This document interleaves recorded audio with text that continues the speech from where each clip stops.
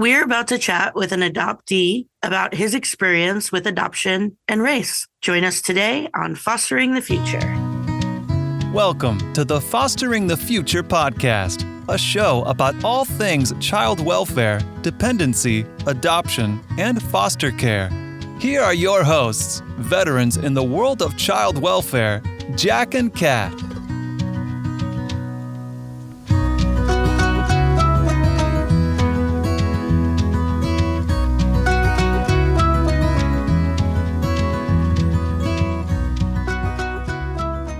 We believe that every human has incredible and equal value regardless of what side of the courtroom we sit on. We hope that everyone feels welcome and accepted here on Fostering the Future.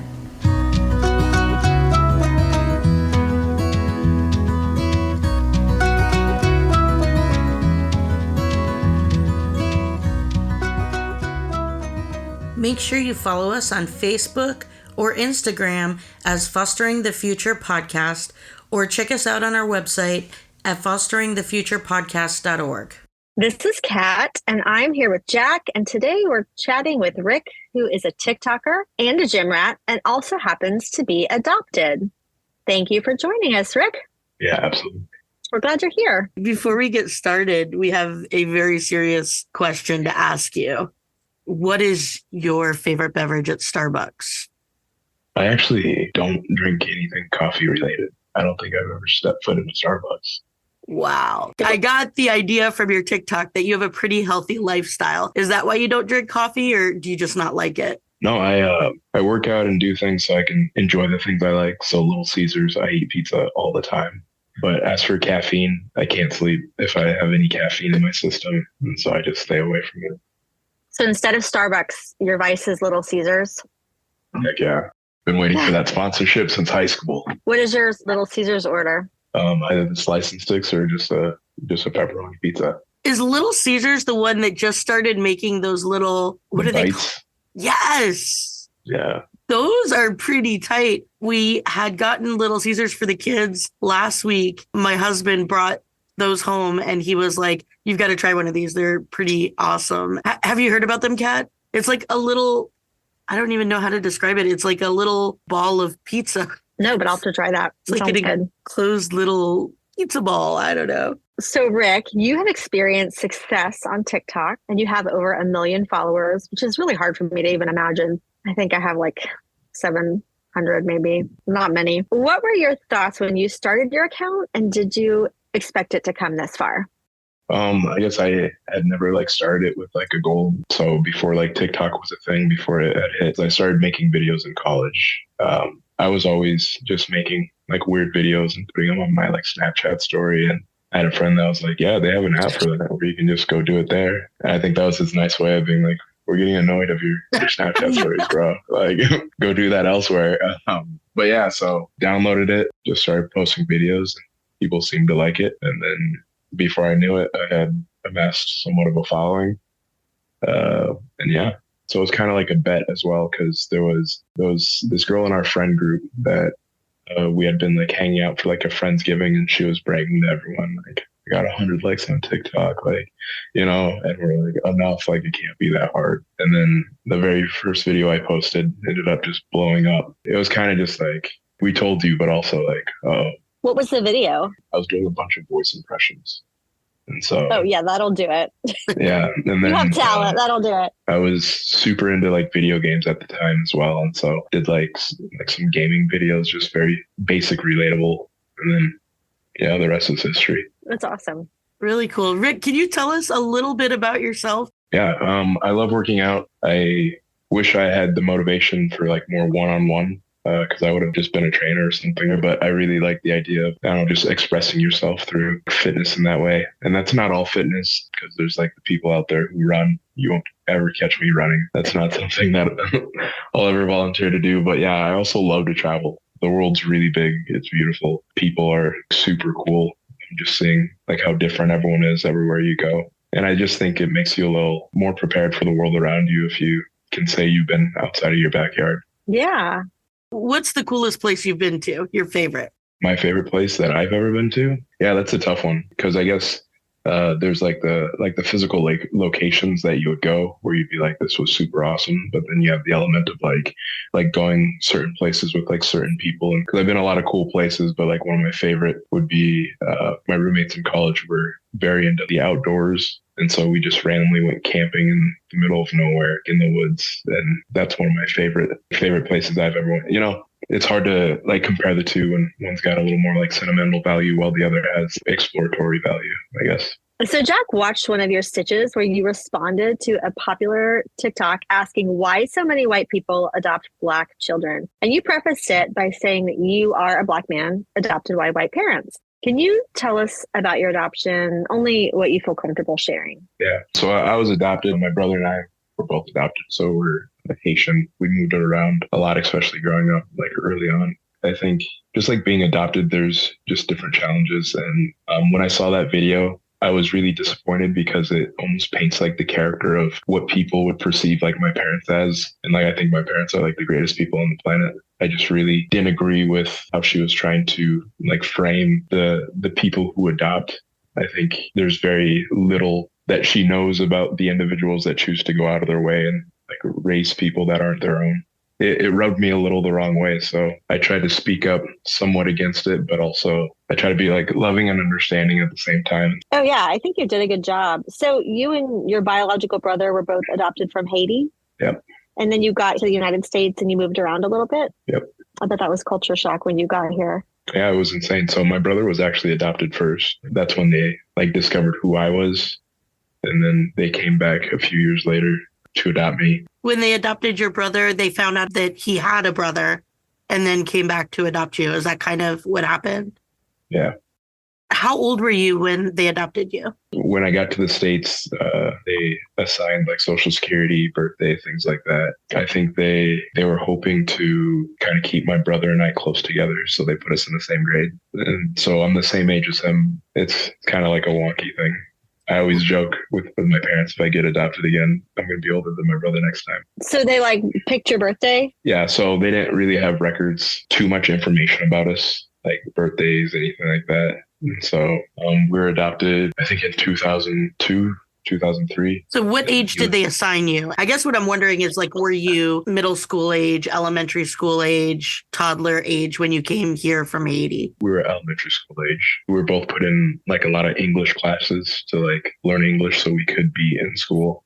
I mean, I was always kind of like the small kid. So I looked like I was in middle school when I was like in high school. And it's actually funny that after I graduated high school, I finally started growing and started kind of like looking how I do now and kind of like shocked everyone. And it was just like, yeah, I guess they kind of oofed it a little bit. I think it's kind of cool, though, that they did that so you and your brother could be close and that you would have each other, especially because you're coming into a new environment. So my oldest son, we adopted from Uganda. I think it's kind of surprising to people in America that birth certificates and stuff like that just aren't as common in other countries. Like, it's not a big deal. It was kind of like a weird thing to adjust to because once I got like acclimated to the language and some of the culture, like within the States, like a lot of things were kind of weird to grasp onto. It was like, yeah, like we're going to celebrate your age. Like that's nothing that we had done before. Yeah. Like even like Christmas, like some old dude's going to come bring us presents. Why? Like dude didn't do that before. So yeah, it's something that wasn't like, there wasn't too much emphasis put on before, especially in a lot of other countries. It's not that emphasized. And so coming to the States, it wasn't that big of a deal to me that it wasn't that accurate because I don't know if I would have cared. But you were old enough that you remember Haiti, right? Yeah. That's one of the things that I struggle with a little bit because I think a lot of his memories at this point are, from pictures and things like stories that we've retold and stuff like that. And I wish that he had more of like a core memory of some of that stuff. There's challenges just in being adopted, regardless of your race. But interestingly, this has come up lately with me and my oldest son. We were at the Disney park, Typhoon Lagoon, the water park, a week or two ago. And he was like, hey, see that kid over there? He came up and asked me, was like, hey, your mom's white, huh? And he's like, yeah. And the guy's like, my mom's white too. How do you like it? I didn't really understand it, but like he's starting to navigate those situations. What have been the biggest challenges for you as a Black man adopted by white parents? I think like growing up, when you're kind of going through those formative years and trying to like self-identify as like an individual, there's a lot of like internal pressures on yourself to like relate. So you try to relate with different groups, whether it's friend groups, academic groups, sports groups, and like being adopted, like one of those things that wasn't necessarily just given like with most children is like your familial group. So going places, not getting to look like your family. And sometimes that could get in your head. When I was younger, it was a lot more of the internal pressures on myself. While as I've gotten older, it's more the external. It seems like people have opinions about it. And like, fortunately, I've gotten to the point where I'm like confident in myself and like in my family now. It's almost like kind of like a nosy thing that people need to put in their 2 cents. I don't know. I think one super strange thing in America is like you see it in like music and like media and especially movies, but like being adopted is kind of an insult, you know, like you go to your little brother and you're like, you're adopted. And it's supposed to be like, like this big insult. And then being someone who is adopted, it's just like, that's extreme misrepresentation of what adoption is. Because I think it's the hardest thing in the world to decide to love a child that's not your own as your own. Well, and your parents, it sounds like they were successful, like they did a good job. Yeah, they're wonderful people. Are there other siblings aside from you and your biological brother? There wasn't that much information as for my biological family. So David was the one that I like knew for sure. More than likely there was like more. And then I have other siblings. But as for like my brother, he was adopted a few years before me. It was kind of difficult when I was trying to accolade to the United States. One, because he had kind of forgotten his home language. Like you knew someone, then you see him again a while later and then you're unable to communicate with them. So that was kind of like a weird thing. I don't know. My parents did their best to try to foster so we could keep both languages. But the dialect of Creole, which is one of the many Creoles spoken in Haiti, there just didn't seem to be anyone locally that spoke it. And so it was hard to like keep it going. And so I lucked out. I feel like I still speak it quite decently. You can definitely tell I like don't live in Haiti and I don't spend that much time around other Haitians, but my brother no longer speaks it at all. And so that was one difficult thing. I can't imagine what that must have been like to see your brother again and then him not speak the language that you've always spoken together. Like that must have been wild. Yeah, really surreal. The fact that you've been able to keep Creole, I think is really amazing because for a lot of reasons, especially because you didn't have really anybody to talk to in Creole. Yeah, I think it was just because I stayed longer. I think I put a little more importance like into it, you know? And so like growing up, I remember even like learning English. It was kind of difficult because a lot of my like assignments and stuff, they wouldn't always be in English and it was kind of hard to like split the two. And so I get like teachers that are like, yeah, we don't know like how to tell them to keep everything in English or stuff like that. But I wish my brother would have still been able to at least like partake in this home language. The main language in Uganda is Lugandan. That's spoken across the country, but the area that my son is from speaks something slightly different, which is Lugisu. And there are some similarities in the language. Like there are some phrases that are similar. We're able to find a college student who was adopted from Uganda who taught Ugandan adoptees the language, like retaught it. And that was really cool because she did it over Zoom and it was during COVID. And I think it was for probably college credits or something like that. But he got to meet a lot of people and obviously was able to pick it up pretty quickly, I guess, because he had kept some of it. You know, that slightly different language where the only time that we can really get a hold of that language is when we speak with, we still have a relationship with the woman who runs the orphanage that he was at. And so sometimes I'll be like, hey, can you tell me how to say this again? Or I think it's special and it's something that I want for him. And I wish that there was more access to it. Unfortunately, there's so many languages that, you know, some of these that are more localized to certain regions are harder to get access to. Like you can't even like Google it.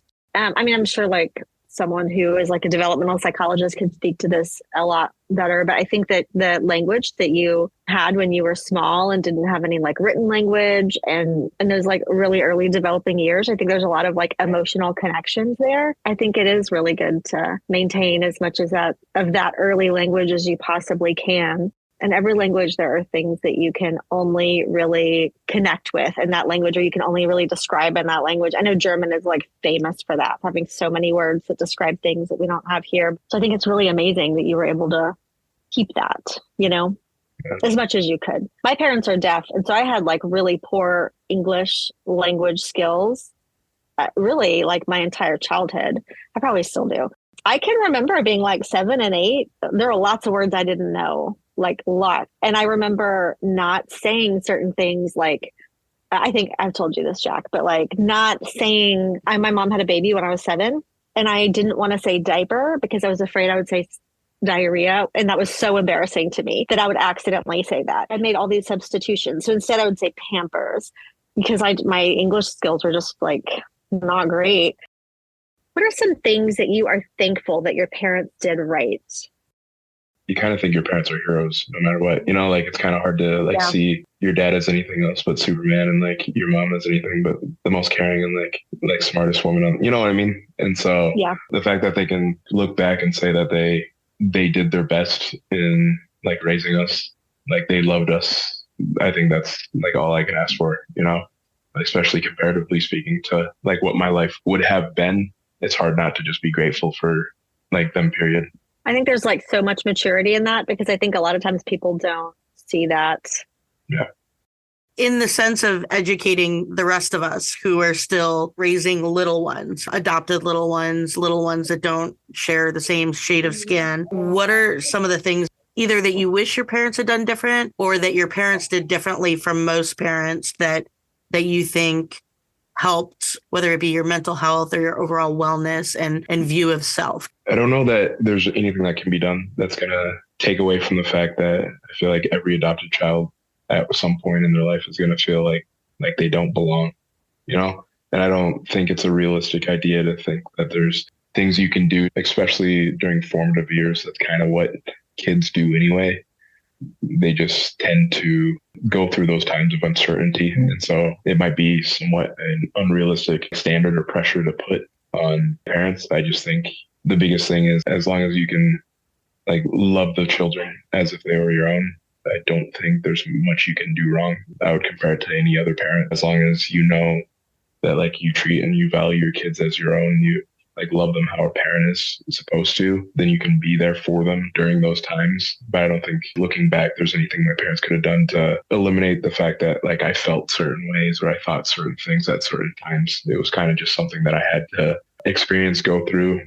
Just loving your kid, obviously, as your own, being there for them while they're going through those experiences. You feel like that's a solid place where parents can support their kids while they're going through that stuff. Where it can go wrong is if it's taken personally. Like if a child feels hurt that they don't like resemble their family, I think if the family takes that personally, that can be an issue. But like as long as you're supportive and understanding and being able to articulate support and just be there for them and still like loving them unconditionally, I don't think there's much else that is needed to be done. I kind of think it's something that it's like an internal struggle that you go through and then you learn from. That really makes me feel a lot better because my son did go through a couple of years there that were really hard. And I struggled with worrying that there was more that I could have done to prepare him for that time. I've always tried to impress on him the beauty of the culture that he comes from, the pride that he should have in who he is and what he looks like.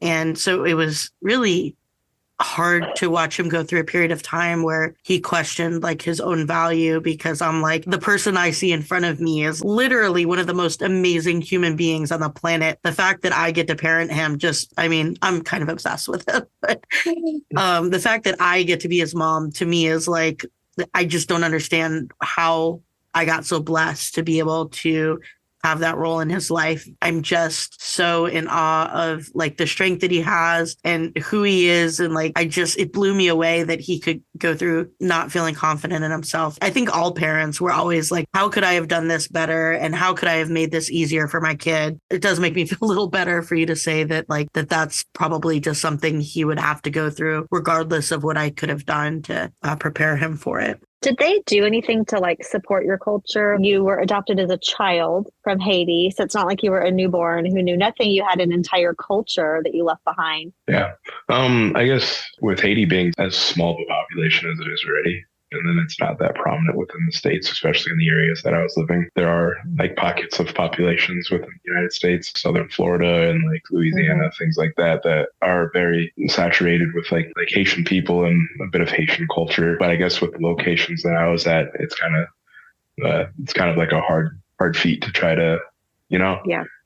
If it was like I was from France, it'd be pretty easy to Yeah. be like, here's a baguette. But Yeah. it was there was very little understanding of the like Haitian culture. Even now, like I'm learning new things about like the Haitian people, but they always like reaffirm me in the fact that like you are Haitian American, you're from Haiti, you should be proud of that. I'm glad they didn't put the pressure on themselves to feel the need that they had to like try to do that.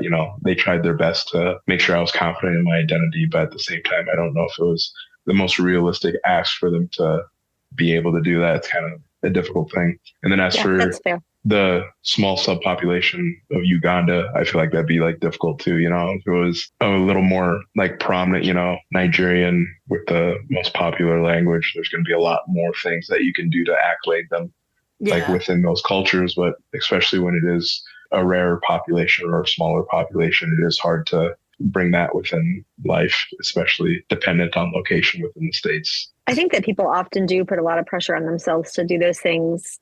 And so it's interesting it's good to hear that you felt comfortable and, you didn't want your parents to put all that pressure on themselves. I know your biological brother is here, but do you have any connections or any relationship with anybody else that you're biologically related to? No, we kind of lucked out because the laws in Haiti kind of changed right after I was adopted, made it a lot more difficult. Even the fact not being able to like go and visit like Haiti is like somewhat a difficult thing, just for like the safety of, and that's everyone in like America that lives in America, if they're like from Haiti or of Haitian descent, it's very like highly advised not to visit Haiti just because of how corrupt it can be there at times. The best connections I have are like other people that I've met sharing similar roots. And I have this kid that I knew and I'd known him for 5 or 6 years, so we like were somewhat friends, and then didn't find out until much later on that his dad was Haitian. And so he was half Haitian. And so, yeah, it was cool to be like, oh, holy cow, like we have very similar roots and like relate in that way. Yeah, that's interesting. I had asked my son if he wanted to do one of those genetic tests. And the first time I asked him, he was like, yeah, that might be cool. And then anytime I've asked him since, he's like, yeah, no, I don't want to do that. Like, I just want to make sure that he knows that opportunity is there. Also, like, I don't want him to feel pressured into doing it, which he's clearly uncomfortable with right now. So from my experience with adoptees, it's a pretty wide range of people who want to find those connections and make more of those connections, and people who are like, I have my family and I don't need to go looking for more situations that are unknown to me and maybe not want to know what those answers are. So, and it might change in the future, and, I will support whatever decision that is. Yeah, with like DNA testing and genetic genealogy, like things are really changing for. Yeah. Because my parents have done stuff like that too. But I think one, it's an testament to how comfortable and accoladed they are with the life that they have now, that they don't see the need to try to change the dynamic with that, because I've seen it where it's awesome. It brings families together. They get to meet like a sibling or a relative that they never knew. But on the other hand, it can be the flip where you find out like you get the death records of like who you may have known if, so there's just a wide range of things that can occur when you open up that. I see why, especially if he's a younger 14-year-old, why it could be something that is kind of like frightful. And maybe when he's older, it'll be something he'll be like more interested in. But at the same time, that can be like a very scary thing to like face. Yeah, I can see that. Do you feel like you have had to constantly explain your family, and how do you handle that? No, not anymore. I guess when I was younger, sometimes like I would explain it. And then even with like extended family, I was at like a cousin's wedding, and the family that was being married into, just because I'm adopted and a lot of my family accepts me doesn't mean the extended family is going, so there's like difficulties in that, but I've never actually like felt the need to have to explain it to anyone else, because I guess it's not always their business anyway. What was the old saying? Like, my great grandmother lived to be 99 years old, minding her own business. It wasn't something that needed to be explained. It's not always like the right of someone else to like just know your situation if you don't want them to know. There's a lot of freedom in that. But as for like people that are close in my life, most of them like know like my story and my situation, just because like feeling comfortable around them. Because as you build relationships with people, you build trust and understanding, and you discover more and more about one another. And so I guess that's kind of if that kind of answered it, I guess. I try and tell them, once you tell someone your story, you can't take it back. and that's not for everybody to know.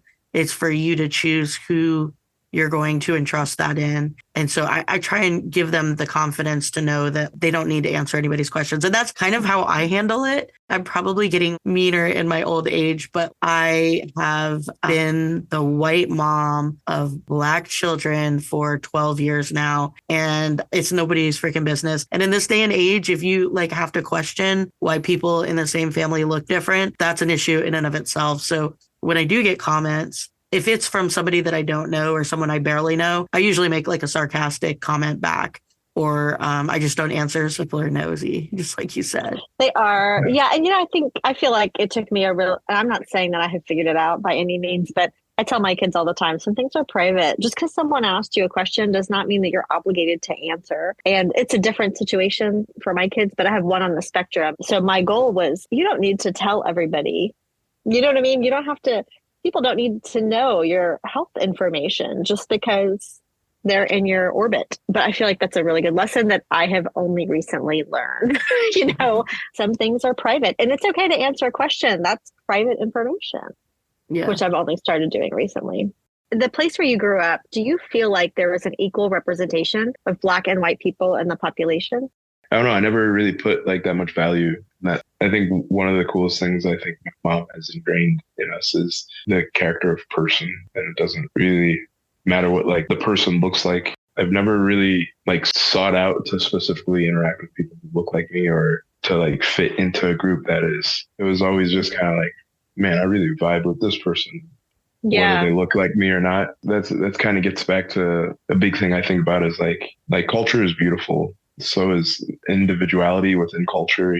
There's also the fact that everyone is so different, in each group of people, there's still so many different things within that collective population. Like in the Midwest, believe it or not, there's not that many Black people. And then down south, believe it or not, there's a lot more. As for like the friends that I would interact with, it wasn't a defining characteristic that made one greater than the other. I never really was hurt or affected by the disparity of the populations.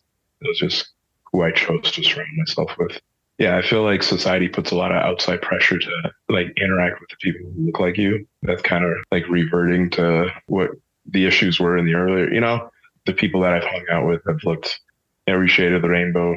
One of the coolest things is, so when I meet like new friends, the one thing they always comment on is what I enjoy for music, because I literally listen to all music, and it's not just like the genres you'll find like in like Russian music and like, that you'd find in India, music that you'd find in Vietnam. You know what I mean? Like, I think everyone's cool. I think it's fun to like learn about like new people, what they're like, and the adoption community puts a lot of pressure on making sure that when you are raising a child of color, that you are putting them in populations where they don't feel like they're the only one. I was just curious how that has been for you, whether that was your experience or not, and how that may have affected your outlook. Like, you clearly have a very solid sense of self. At my son's school, between this year and last year, I think last year there were only 2 Black children in the class. And this year there's like almost half the class. And I know he got kind of excited about that when he went in for like orientation. He came home and he was like, that's kind of cool. But he still just hangs with the same friends. And it doesn't really seem to drive who he's hanging out with. It's like, he's into anime and video games, and the kids that are into anime and video games are who he hangs out with. He actually has a pretty interesting music preference. And he was telling me like his friends were teasing him. Lately, he's been listening to a lot of like 80s music and 90s music. His friends are kind of teasing him, but he feels very confident about it. And he's enjoying like learning about various genres. And, I love that he has confidence to be himself, even when people are like, that's weird, dude. He's like, yeah, I like that.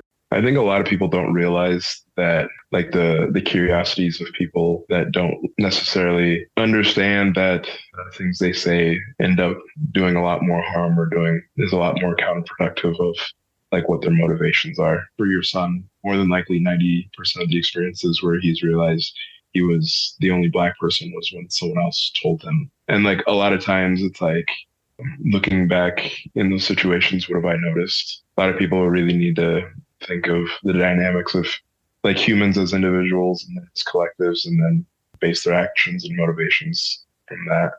It's refreshing to hear like people want to do things correctly. And I think that's where we get a lot of our education around adoption. And we don't have centuries of experience. We have decades. It's nice to hear from someone that has a great relationship with their parents and is so self-aware and confident. They loved you and they supported you and they did the best they could, which doesn't mean they didn't make mistakes, but you guys have a good relationship to this day. And it sounds like your adoption went really well. It's really good to hear because, I mean, I personally think that everyone wants to do the best that they possibly can. You know, a lot of times when you have an adoption or a placement of two different cultures, people don't really know. They just have like what they learned in pride classes or, you know, what they're seeing in the media, which, as you know, is sometimes negative. A lot of your talks are like funny, and having this experience with you, I'm just really impressed. Your parents must be very proud of you. I just really appreciate you spending time with us and want to thank you for that. Thank you so much for joining us today. Make sure you subscribe and follow us on social. We hope that you join us again next time and keep on fostering the future.